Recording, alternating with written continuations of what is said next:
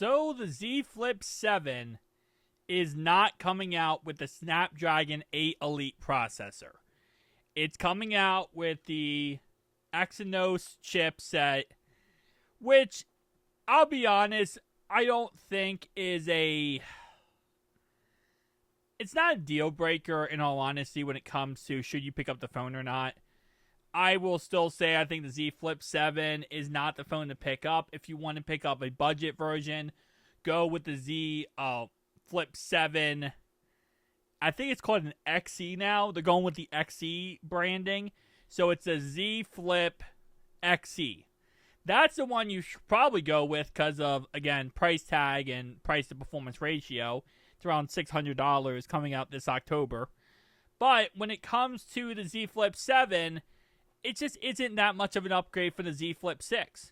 And now that they're not giving us the 8 Elite processor, there's really no reason to pick it up. Now, of course, at the end of the day, is it still going to be a great phone? Yes, it will be. It will still be a very powerful phone. And to a certain degree, especially flippable phones, I feel like there's no way this flippable phone can take full advantage of the Snapdragon 8 Elite processor anyway. You're getting pretty much a product that has a really powerful processor, but it can't take full advantage of it. And majority of users are not going to be taking full advantage of the 8 Elite processor. So, reality-wise, the average consumer, say majority of consumers, they're going to get the same exact output from the Exynos processor that they would with the 8 Elite. So, it's not that big of a deal.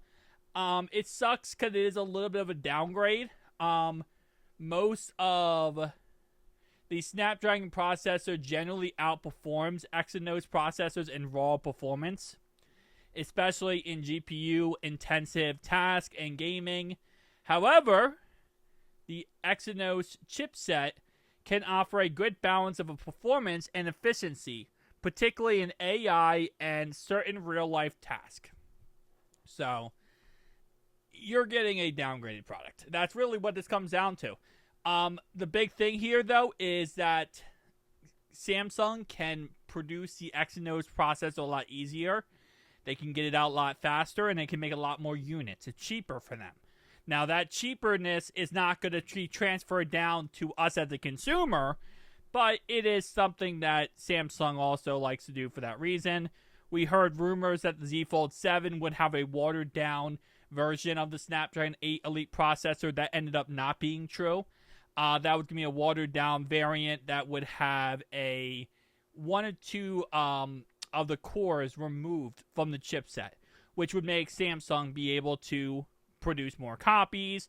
It's cheaper for Samsung, and they could do it on a mass amount rather than having to do the 8 Elite processor. Again, that's not true. In the end, Z Fold 7 getting the 8 Elite.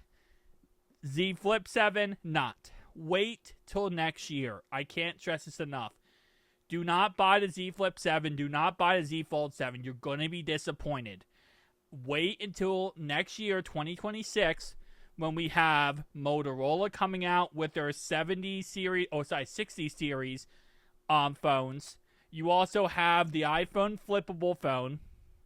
You're going to have the Z Fold 8, the Google Pixel 10 Pro Fold, and you're going to have the OnePlus Open 2, and that's the year to really buy a flippable foldable phone. That's going to be, everyone is going to give their best shot at why you should buy their product, and that's where real competition comes from, is when everyone is saying, hey, listen, this is the year to come out with your best product. So I would recommend waiting until 2026. But I'll see you guys in the next one, though.